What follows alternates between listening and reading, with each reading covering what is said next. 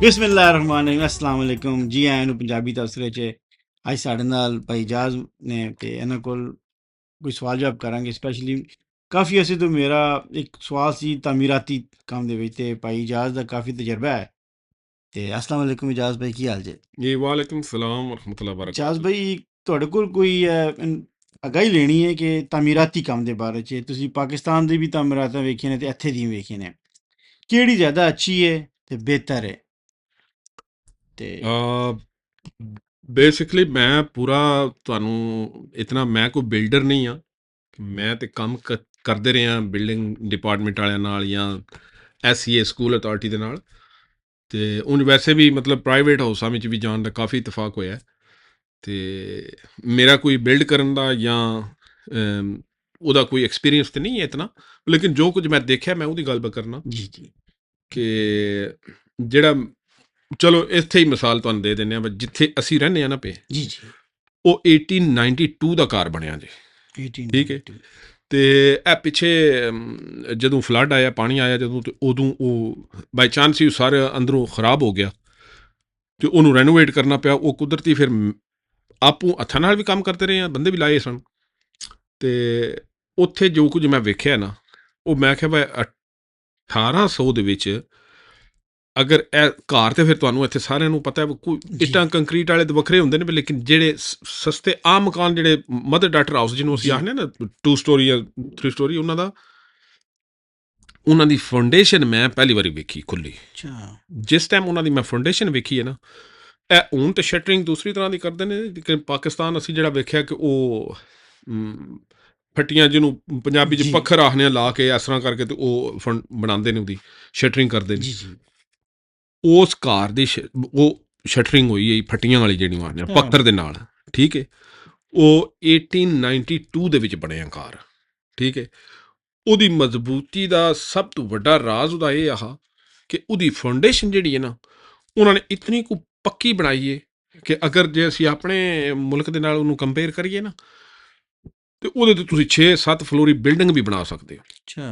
ਇਤਨੀ ਕੁ ਮਜ਼ਬੂਤ, ਯਾਨੀ ਕਿ ਮਤਲਬ ਕਹਿ ਲਓ ਪੂਰੇ ਘਰ ਦੀ ਰਾਉਂਡ ਜਿਹੜਾ ਨਾ, ਉਹਨਾਂ ਨੇ ਉਹਨੂੰ ਕਨੈਕਟ ਕਰਕੇ ਤੇ 16 ਇੰਚ ਵਾਈਡ ਉਹਦੀ ਜਿਹੜੀ ਹੈ ਨਾ, ਉਹ ਆਈ ਫਾਊਂਡੇਸ਼ਨ ਜਿਹੜੀ ਹੈ, ਤੇ ਰਾਉਂਡ ਪੂਰੇ ਘਰ ਦੀ।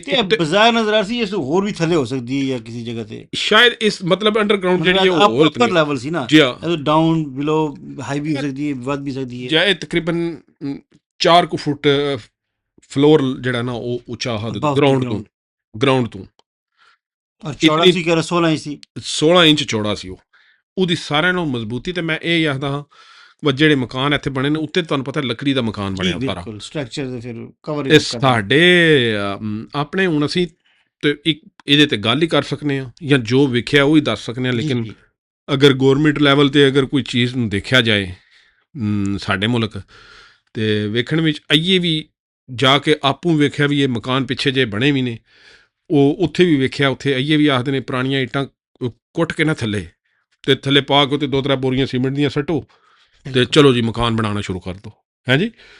ਜੇ ਅਗਰ ਇਨ ਕੇਸ ਅਗਰ ਪਾਣੀ ਆ ਜਾਏ, ਤੇ ਉਹ ਸੀਮੈਂਟ ਤੇ ਇੱਟਾਂ ਤੇ ਜਿਹੜੇ ਵੱਟੇ ਕੁੱਟੇ ਨੇ, ਉਹ ਇਕੱਠੇ ਰਹਿ ਜਾਂਦੇ, ਥੱਲੋਂ ਤੇ ਸਾਰਾ ਕੁਝ ਨਿਕਲ ਗਿਆ, ਮਕਾਨ ਤੇ ਆਟੋਮੈਟਿਕ ਡਿੱਗ ਪੈਣਾ। ਕੀ ਖਿਆਲ ਹੈ? ਔਰ ਮੈਂ ਕੱਲ ਵੇਖੀ ਜੇ, ਤੁਹਾਨੂੰ ਮੈਂ ਵਿਖਾਵਾਂਗਾ ਕਿ ਉੱਤੇ ਜਿਹੜਾ ਲੈਂਟਰ ਤੇ ਘਰ ਖੜਾ ਹੈ, ਥੱਲੋਂ ਬੁਨਿਆਦ ਜਿਹੜੀ ਸਾਰੀ ਨਿਕਲ ਗਈ ਹੈ, ਤੇ ਬਾਕੀ ਦੀਵਾਰ ਵੀ ਲਟਕ ਰਹੀ, ਤੇ ਬਸ ਉਹ ਲੈਂਟਰ ਸ਼ੁਕਰ ਹੈ ਪਿਆ ਸੀ, ਤੇ ਉਹ ਘਰ ਤਾਂ ਖੜਾ ਹੈ, ਵਰਨਾ ਉਹ ਨਿਕਲ ਜਾਣਾ ਸੀ ਥੱਲੋਂ। ਇਹ ਐਕਚੁਅਲੀ ਇੱਕ ਤੇ ਇਹ ਆਪਣੇ ਜਿਹੜੇ ਉੱਥੇ ਬੰਦੇ ਨੇ, ਇੱਕ ਪਹਿਲੀ ਮੇਨ ਗੱਲ ਤੇ ਸਰਮਾਇਆ ਜਿਹੜਾ ਹੁੰਦਾ ਬੰਦਿਆਂ ਕੋਲ, ਉਹ ਵੀ ਇਤਨਾ ਹੀ ਹੁੰਦਾ, ਚਲੋ ਸਿਰ ਛੁਪਾਉਣ ਦੀ ਜਗ੍ਹਾ ਲੱਭੇ ਸਾਨੂੰ, ਤੇ ਆਪਣਾ ਬੱਚੇ ਆਪਣੇ ਮਕਾਨ 'ਚ ਰਹਿਣ। ਜੀ।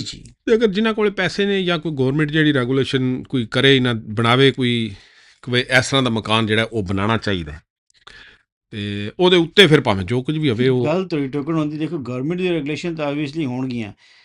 ਮੈਂ ਆਪਣਾ ਨਾ ਮਾਰਕੀਟ ਬਣਵਾਈ, ਤੇ ਕਾਫੀ ਇਸ ਤਰ੍ਹਾਂ ਹੀ ਲੰਬੀ ਚੌੜੀ ਗਹਿਰੀ ਬੁਨਿਆਦਾਂ ਖਟਾਈਆਂ ਸਾਰੀਆਂ, ਕਿ ਸਾਨੂੰ ਤਾਂ ਬਚਪਨ 'ਚ ਸਿਖਾਇਆ ਕਿ ਜਿਸ ਇਮਾਰਤ ਦੀ ਬੁਨਿਆਦ ਮਜ਼ਬੂਤ ਹੋਏਗੀ, ਉਹ ਇਮਾਰਤ ਪਾਇਦਾਰ ਰਹੇਗੀ ਔਰ ਲੰਬਾ ਅਰਸਾ ਚੱਲੇਗੀ। ਜੀ ਹਾਂ। ਉਹ ਜਿਹੜਾ ਮਿਸਤਰੀ ਮੈਂ ਲਾਇਆ ਸੀ, ਉਹਨੂੰ ਮੈਂ ਇਸ ਤਰ੍ਹਾਂ ਕਹਿਣਾ ਕਿ ਇਹ ਵੀ ਕਰ, ਉਹ ਵੀ ਕਰ, ਇਸ ਤਰ੍ਹਾਂ ਕਰੋ, ਮੈਨੂੰ ਕਿਹਾ ਸਾਹਿਬ ਜੀ ਉਹ ਮੈਂ ਪੂਰੀ ਜ਼ਿੰਦਗੀ ਸਕੂਲ ਬਣਾਉਂਦਾ ਰਿਹਾ ਸ਼ਹਿਰਾਂ 'ਚ। ਮੈਂ ਤਾਂ ਅੱਲਾ ਦੇ ਨਾਂ ਨਾਲ ਸਿਰਫ ਰੇਤ ਨਾਲ ਹੀ ਇੱਟਾਂ ਖੜੀ ਕਰਕੇ ਥੱਲੇ ਬੁਨਿਆਦ 'ਚ ਵੀ ਇੱਟ ਪਾਈ ਨੇ ਤੇ ਰੇਤ ਹੀ ਲਾਈ। ਮਿਸਤਰੀ ਜਿਹੜਾ ਸੀ ਨਾ, ਉਹ ਕਹਿੰਦਾ ਸੀ ਕਿ ਸੀਮੈਂਟ ਨਹੀਂ ਪਾਉਣਾ, ਖਰਚਾ ਘੱਟ ਕਰਨਾ, ਖਰਚਾ ਘੱਟ ਕਰਨਾ ਹੈ। ਕਹਿੰਦਾ ਸਾਹਿਬ ਜੀ ਮੈਂ ਤਾਂ ਉਸ ਨਹੀਂ ਖੜੇ, ਅੱਲਾ ਦੇ ਨਾਂ 'ਤੇ ਖੜੇ ਜੇ, ਪਤਾ ਨਹੀਂ ਅੱਲਾ ਮਾਫ ਕਰੇ ਵੀ ਡਿੱਗ ਸਕਦੇ ਨੇ। ਬਸ ਮਤਲਬ ਕੋਈ ਉੱਥੇ ਹੁਣ ਲਾ ਹੈ ਨੇ ਸਿਸਟਮ ਕਿ ਕੋਈ ਇੰਸਪੈਕਟਰ ਜਾ ਕੇ ਚੈੱਕ ਕਰੇ ਸਭ ਕੁਝ, ਲੇਕਿਨ ਸਿਰਫ ਖਾਨਾ ਪੂਰੀ ਕਾਗਜ਼ਾਂ 'ਚ ਜਾਂਦੀ, ਉਹ ਪੈਸੇ ਲੈ ਕੇ ਤੇ ਅੱਗੇ ਕਰਦੇ ਨੇ। ਲੇਕਿਨ ਤੇ ਇਹ ਵੇਖਿਆ ਜਿਸ ਮਤਲਬ ਤਰ੍ਹਾਂ ਹੁਣ ਮੈਂ ਵੇਖਿਆ ਟੀਵੀ ਤੇ ਜਿਹੜਾ ਮਕਾਨ ਉਹ ਸਾਡੇ ਸ਼ਹਿਰ, ਹੁਣ ਮੈਂਸ਼ਨ ਨਹੀਂ ਮੈਂ ਕਰਾਂਗਾ, ਕਿ ਜਿਹੜੇ ਮਕਾਨ ਢਾਂਦੇ ਨੇ ਪਏ ਕਿ ਜੀ ਇਹ ਗੌਰਮੈਂਟ ਜੀ ਦੇ ਜਗ੍ਹਾ ਦੇ ਵਿੱਚ ਬਣੇ ਦੇ ਨੇ। ਬਿਲਕੁਲ ਉਹ ਦੇਖੋ ਜੀ, ਇੱਕ ਠੀਕ ਹੈ ਗੌਰਮੈਂਟ ਨੂੰ ਅਸੀਂ ਨਹੀਂ ਆਖਦੇ, ਲੇਕਿਨ ਇੱਕ ਗੌਰਮੈਂਟ ਨੂੰ ਇਸ ਚੀਜ਼ ਦਾ ਵੀ ਦੇਖਣਾ ਤੇ ਚਾਹੀਦਾ ਨਾ ਕਿ ਕਿਤਨਾ ਇੱਕ ਬੰਦੇ ਦੀ 60 ਸਾਲ ਉਮਰ ਹੁੰਦੀ ਹੈ, ਜੇ ਉਹ 20 ਸਾਲ ਸਕੂਲ ਪੜ੍ਹੇਗਾ, 20 ਸਾਲ ਉਹ ਕੰਮ ਕਰੇਗਾ, ਹੈ ਜੀ, ਫਿਰ 20 ਸਾਲ ਉਹ ਮਤਲਬ ਇੱਕ ਕੰਮ ਕਰਕੇ ਬਿਜ਼ਨਸ ਆਪਣਾ ਸਿੱਧਾ ਕਰ ਰਵੇ ਤਾਂ ਇਤਨੀ ਦੇਰ ਨੂੰ ਉਹਨਾਂ ਦੇ ਬੱਚਿਆਂ ਦੀ ਸ਼ਾਦੀ ਦਾ ਟਾਈਮ ਹੋ ਜਾਣਾ ਜੀ। ਤੇ ਜੇ ਉਹਦੇ ਮਕਾਨ ਢਾਹ ਛੜੀਏ। ਮੈਂ ਚਲੋ ਸ਼ੁਕਰ ਤੁਸੀਂ ਇਹ ਨਹੀਂ ਗੱਲ ਮਤਲਬ ਕੀਤੀ। ਮੈਂ ਇੱਕ ਸਵਾਲ ਹੈ ਗਵਰਨਮੈਂਟ ਨਾਲ ਕਿ ਯਾਰ ਤੁਸੀਂ ਸੁੱਤੇ ਪੈਸੇ ਜੇ ਲੋਕ ਤੁਹਾਡੀ ਜਗ੍ਹਾ ਤੇ ਕਬਜ਼ਾ ਕਰਦੇ ਰਹੇ ਨੇ। ਮੈਂ ਇਹ ਗੱਲ ਪਿਆ ਕਰਦਾ ਸਾਂ, ਫਿਰ ਇੱਕ ਤੁਹਾਡੀ ਕੋਈ ਕਾਨੂੰਨ ਐਸਾ ਬਣਨਾ ਚਾਹੀਦਾ ਹੈ ਕਿ ਕੋਈ ਵੀ ਬੰਦਾ ਸ਼ਹਿਰ ਵਿੱਚ ਤੇ ਜਾਂ ਪਿੰਡ ਵਿੱਚ, ਚਲੋ ਪਿੰਡ ਵਿੱਚ ਬੰਦਿਆਂ ਦੀਆਂ ਆਪਣੀਆਂ ਜਗ੍ਹਾ ਹੁੰਦੀਆਂ, ਲੇਕਿਨ ਉੱਥੇ ਪਿੰਡ ਵਾਲੇ ਹੀ ਟੇਕ ਕੇਅਰ ਕਰਦੇ ਨੇ ਜਾਂ ਜਿਸ ਤਰ੍ਹਾਂ ਵੀ। ਬਿਲਕੁਲ। ਲੇਕਿਨ ਸ਼ਹਿਰ ਵਿੱਚ ਤਾਂ ਇਤਨਾ ਹੋਣਾ ਚਾਹੀਦਾ ਵਾ, ਕੋਈ ਵੀ ਬੰਦਾ ਮਕਾਨ ਬਣਾਉਣ ਲੱਗਿਆ ਵੀ ਇੱਥੇ ਦਫ਼ਤਰ ਜਾ ਕੇ ਦੱਸੇ ਵੀ ਮੇਰੀ ਇਹ ਜਗ੍ਹਾ, ਮੈਂ ਇੱਥੇ ਮਕਾਨ ਬਣਾ ਲਿਆ। ਇੱਕ ਗੌਰਮੈਂਟ ਦੀ ਤਰਫੋਂ ਉਹਨਾਂ ਦਾ ਇੱਕ ਰੈਪਰੈਜ਼ੈਂਟੇਟਿਵ ਜਿਹੜਾ ਉਹ ਆ ਕੇ ਸਿਰਫ ਮੇਜਰਮੈਂਟ ਕਰਕੇ ਆਖੇ ਵਾ ਇੱਥੋਂ ਸ਼ੁਰੂ ਕਰ ਲਓ, ਇਤਨਾ ਬਣਾ ਲਓ, ਜੋ ਮਰਜ਼ੀ ਬਣਾ ਲਓ ਤੁਸੀਂ। ਤੇ ਤੁਹਾਡੇ ਖਿਆਲ 'ਚ ਇਹ ਚੀਜ਼ ਨਹੀਂ ਹੈ?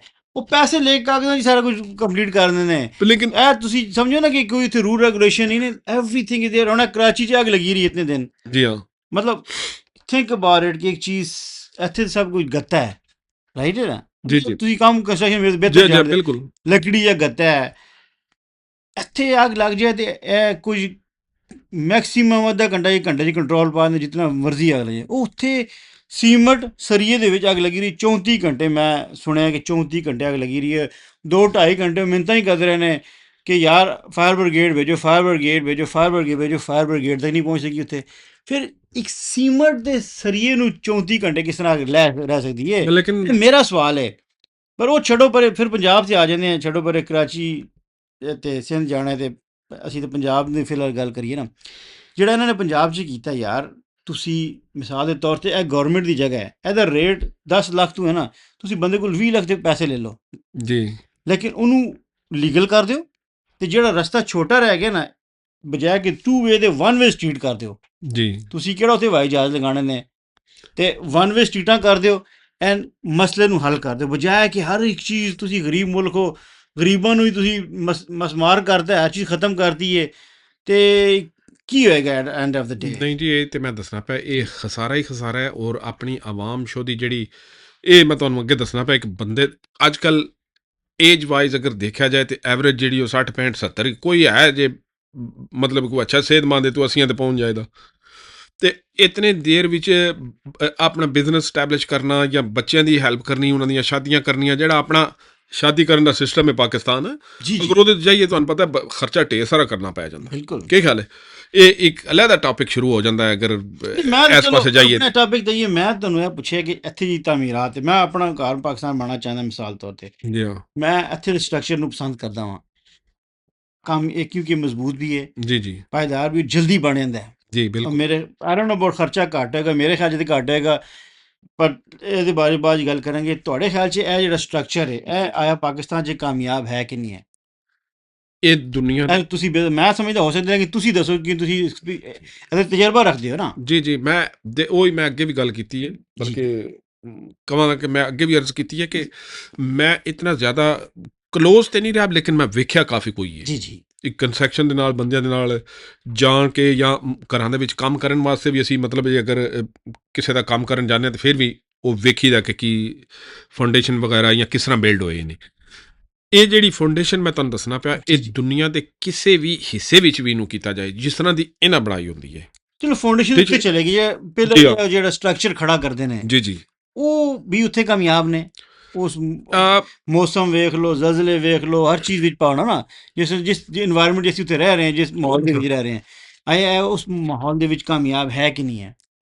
ਇਹ ਸਾਰੀ ਚੀਜ਼ਾਂ ਜ਼ਿਹਨ 'ਚ ਰੱਖ ਕੇ ਹਾਂ ਜਾਂ ਨਾ 'ਚ ਜਵਾਬ ਦੇ ਦਿਓ। ਕਾਮਯਾਬ ਤੇ ਠੀਕ ਹੈ, ਕਿਉਂਕਿ ਸਾਡੇ ਇਹ ਸਟਰਕਚਰ ਜਿਹੜਾ ਇਹ ਯੂਜ਼ ਨਹੀਂ ਹੁੰਦਾ, ਇਹ ਇਹ ਨਹੀਂ ਮਟੀਰੀਅਲ ਯੂਜ਼ ਨਹੀਂ ਹੁੰਦਾ ਬੇਸਿਕਲੀ, ਜਿਹੜਾ ਫਾਊਂਡੇਸ਼ਨ ਤੋਂ ਉੱਤੇ ਮਟੀਰੀਅਲ ਇੱਥੇ ਯੂਜ਼ ਹੁੰਦਾ ਨਾ। ਜੀ ਜੀ ਕੁਝ ਬਿਲਡਿੰਗਾਂ ਹੈ ਨੇ ਜਿਨ੍ਹਾਂ ਦਾ ਮਤਲਬ ਜਿਹੜੀਆਂ ਬ੍ਰਿਕਾਂ ਸੀਮੈਂਟ ਦੇ ਨਾਲ ਮਤਲਬ ਚੁਣਾਈ ਜਿਹੜੀ ਕਰਦੇ ਨੇ ਉਹ ਠੀਕ ਹੈ ਇੱਥੇ, ਉਹ ਵੀ ਬਿਲਡਿੰਗਾਂ, ਲੇਕਿਨ ਉਹਨਾਂ ਦਾ ਮੇਨ ਅੰਦਰ ਸਟਰਕਚਰ ਜਿਹੜਾ ਹੈ ਉਹ ਬੀਮਾਂ ਦਾ ਹੁੰਦਾ ਹੈ, ਆਈ ਬੀਮਾਂ ਦਾ ਸਟਰਕਚਰ ਹੁੰਦਾ ਹੈ ਅੰਦਰ, ਬਾਹਰ ਬ੍ਰਿਕਾਂ ਦਾ ਮਤਲਬ ਉਹਨਾਂ ਨੇ ਉਹ ਕੀਤਾ ਹੁੰਦਾ ਹੈ। ਅੱਜ ਕੱਲ੍ਹ ਜਿਹੜਾ ਉਹ ਕੰਕਰੀਟ ਕੈਸਟਿੰਗ ਜਿਹੜੀ ਹੈ ਉਹ ਸ਼ੁਰੂ ਹੋਈ ਹੈ, ਹਾਈ ਰਾਈਜ਼ ਵੀ ਤੇ ਸਿੰਗਲ ਹਾਊਸਾਂ ਦੀ ਵੀ। ਤੇ ਜੀ ਤੁਹਾਡੇ ਕੋਲ ਇਜਾਜ਼ਤ ਮੰਗਦੇ ਹਾਂ, ਤੁਹਾਨੂੰ ਅਗਲੇ ਵਲਾਗ 'ਚ ਮਿਲਦੇ ਹਾਂ। ਜੀ ਆਇਆਂ ਨੂੰ ਪੰਜਾਬੀ ਤਬਸਰੇ 'ਚ। ਤੇ ਮਿਹਰਬਾਨੀ ਲਾਈਕ ਸ਼ੇਅਰ ਸਬਸਕ੍ਰਾਈਬ ਕਰੀਏ।